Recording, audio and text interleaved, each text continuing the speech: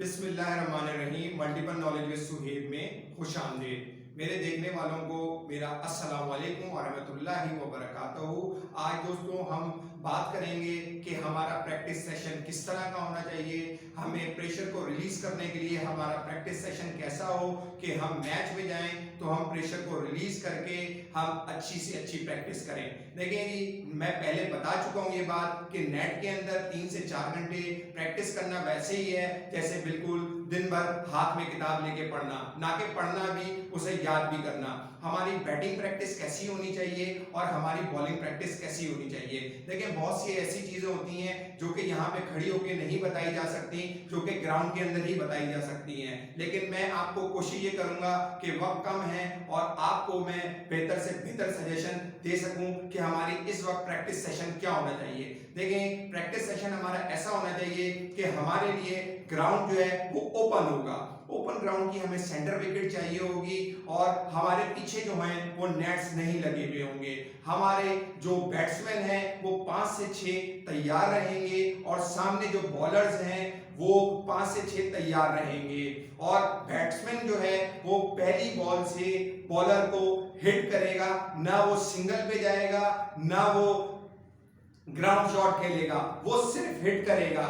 Hit करने से उसके रिफ्लेक्सेस तेज होंगे और वो मेंटली तौर पे स्ट्रांग होगा।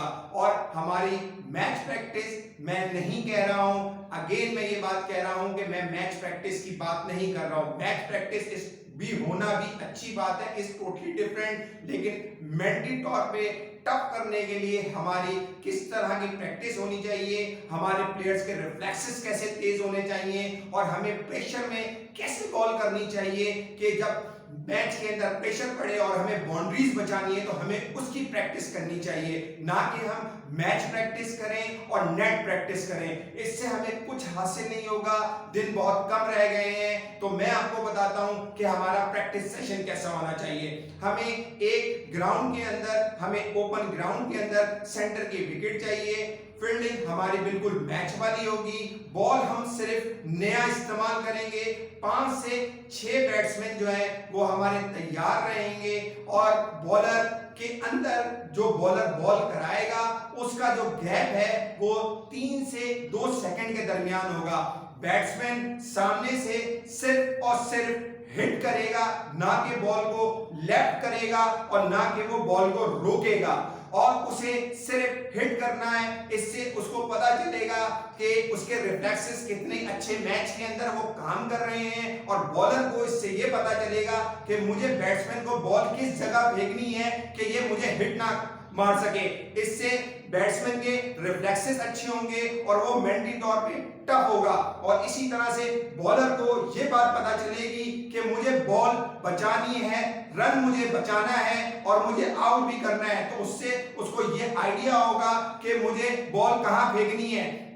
जब बैट्समैन और बॉलर का हर बॉल के ऊपर मैच होगा तो इससे जो है दोनों में कंपटीशन बढ़ेगा और दोनों को ज्यादा बेहतर तरीके से आइडिया हो सकेगा कि मैं बैट्समैन को यह आइडिया होगा कि मुझे कहां शॉट मारना है और बॉलर को यह आइडिया होगा कि मुझे बॉल कहां फेंकना है। और ये चीज आपने याद रखनी है, अगर बैट्समैन को बॉलर गेंद कराता है और वो पहली बॉल से हिट कर रहा है, वो आउट हो जाता है, तो वो बैट्समैन चला जाएगा, वो बैट्समैन विकेट के ऊपर मौजूद नहीं होगा, फौरन दूसरा बैट्समैन आएगा। इसी तरह से सेम पैटर्न आपको रखना है और क्विकली आपको चेंज करना है। इससे एक तो बैट्समैन के रिफ्लेक्सेस तेज होंगे, नंबर 2 मेंटली तौर पे वो टफ होगा और प्रेशर को एब्जॉर्ब करने का उसके अंदर आइडिया आएगा और उसको ये बात पता चलेगी कि अगर मैं आउट होता भी हूं तो मैं फौरन विकेट से चला जाऊंगा। अब अगर वो पहली बॉल में कैच आउट हो जाए या बोल्ड आउट हो जाए, आप ये कहें कि वो विकेट पे मौजूद रहे, तो this is not a fair thing. ये प्रैक्टिस का कोई तरीकेकार नहीं होगा, इस प्रैक्टिस का आपको कोई फायदा नहीं होगा।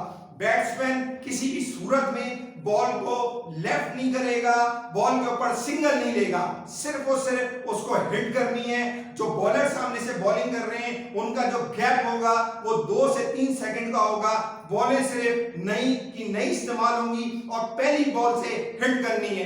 पहले आपको इसी तरीके से फास्ट बॉलर्स के ऊपर आपको ट्रेनिंग करनी है और सेम इसी तरीके से आपको स्पिनर्स के ऊपर भी ट्रेनिंग करनी है। आपको सिर्फ और सिर्फ गैप के अंदर हिट मारनी है। जब आप मैच में जाते हैं या मैच प्रैक्टिस करते हैं तो वहां पर आप सिंगल भी लें, ग्राउंड शॉट भी खेलो हमारे, जब आपके रिफ्लेक्सेस अच्छे होंगे, मेंटली तौर पे आप टफ होंगे, तो आप बॉल को लेफ्ट भी कर सकते हैं, बॉल को आप सिंगल डबल भी ले सकते हैं। लेकिन प्रैक्टिस सेशन आपका सिर्फ और सिर्फ हिट के दरमियान होगा। आपको गैप्स के अंदर हिट मारनी है और सिर्फ हिट मारनी है। अगर आप बॉल को रोकेंगे या लेफ्ट करेंगे तो वो प्लेयर जो है वो आउट तस्वीर किया जाएगा, और अगर वो आउट हो भी जाता है तो दोबारा नेक्स्ट प्लेयर आएगा, उसके बाद अगर वो भी आउट हो जाता है पहली बॉल पे तो दूसरा आएगा, तीसरा आएगा, चौथा आएगा।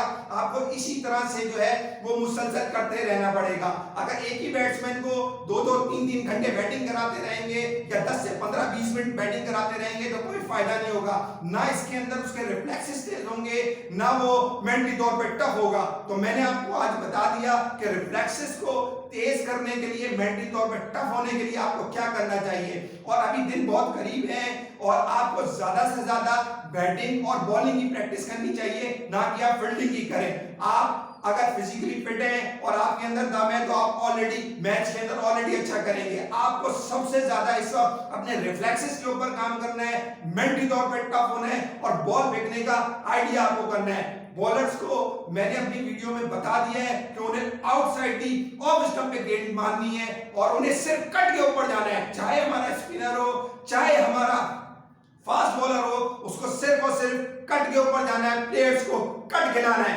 वो जितनी जोर से कट मारने के लिए जाएगा आपके पास चांस ज्यादा होगा और ज्यादा आपके पास जो है वो फायदा होगा। और बैट्समैन को मैं फिर बात वही कह रहा हूं कि आपको पहली बॉल से हिट मारना है और सिर्फ हिट के ऊपर जाना है। लोग कहेंगे अरे जी भाई आप क्या बेसबॉल की प्रैक्टिस करा रहे हैं, ये बेसबॉल की प्रैक्टिस नहीं हो रही, ये आपको रिफ्लेक्सेस की प्रैक्टिस हो रही है। आपके जितने अच्छे रिफ्लेक्सेस काम करेंगे, जितना अच्छा आप अपने आप को प्रेशर को एब्जॉर्ब करेंगे और जितनी लंबी बैटिंग इस टाइप की करेंगे वो उतना फायदेमंद है। नेट के अंदर 2 से 3 घंटे फोकस करके बैटिंग करना और बॉल को लेफ्ट करना और सामने खेलना कोई फायदा नहीं है। इन्हीं सब चीजों को आप जब मैच में जाके अप्लाई करेंगे तो वो आपके लिए ज्यादा बेनिफिट है। इंशाल्लाह ये चीज भी आपके बहुत काम आएगी और आप मुद्दत को याद रखेंगे। ये मेरी आखिरी वीडियो है, अब मैं इसके ऊपर कोई वीडियो नहीं बनाऊंगा।